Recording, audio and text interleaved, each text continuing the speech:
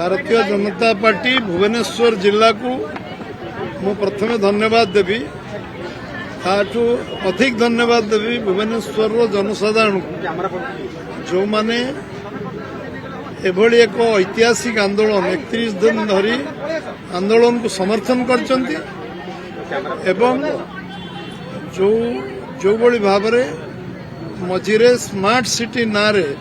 सबुठु एटा होची clean city सबुठु माने आमे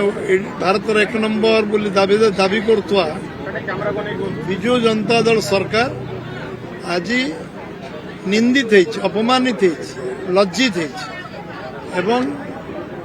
आज गोटे गोटे सरकार जे भुवनेश्वर को परिष्कार रखिबार असमर्थ होची से ओडिशा को कौ स्थिति रे पहुंचे आम समस्त अनुमान करवा उचित एवं सबुठु दुख और परितापर विषय सरकार बोली जिनस किसी ना ओडिशा अंध सरकार की मूक सरकार की बधिर सरकार की सरकार ना मुख्यमंत्री दिशुचंती ना मंत्री माने दिशुचंती ना सरकार के चलाउची से दिशुचंती गोटे गणतांत्रिक व्यवस्था राज्य रे नहीं गोटे संवैधानिक राजनीतिक व्यवस्था देश रे नहीं राज्य रे नहीं एवं सबुठु बड़ कथा हला जे संविधान एवं नैतिक निजर संविधान अनुसार नैतिक कर्तव्य बोध ये सरकार आज पर्यंत बुझी पारलानी एते लंबा समय रहा पर भी बुझी पारलानी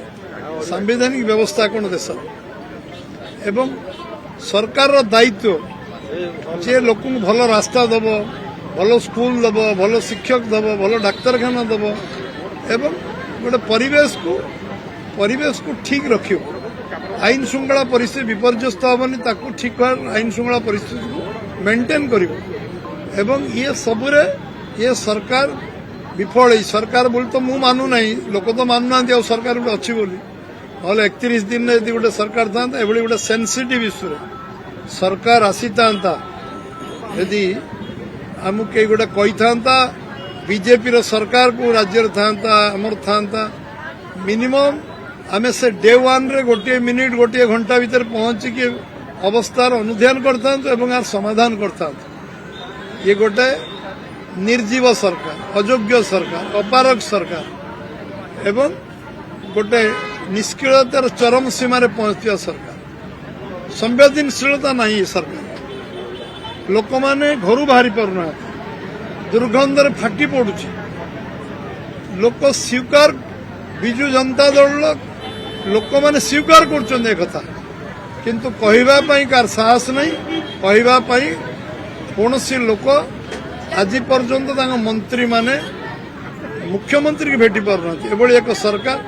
मंत्रिमंडल सदस्य माने वर्ष वर्ष धरी मुख्यमंत्री की भेटी पारना ये सरकार आशा अपेक्षा कौन करवा मुझे ये गोटे स्पर्शकातर विषय को मते आम जिला सभापति बाबू सिंह जगन्नाथ भाई दिलीप भाई मत कही बोधे 4 दिन पर मुझे सत्याग्रह को समर्थन करने सत्याग्रह बसिकी मुझे गली सहयोग सागर बसिली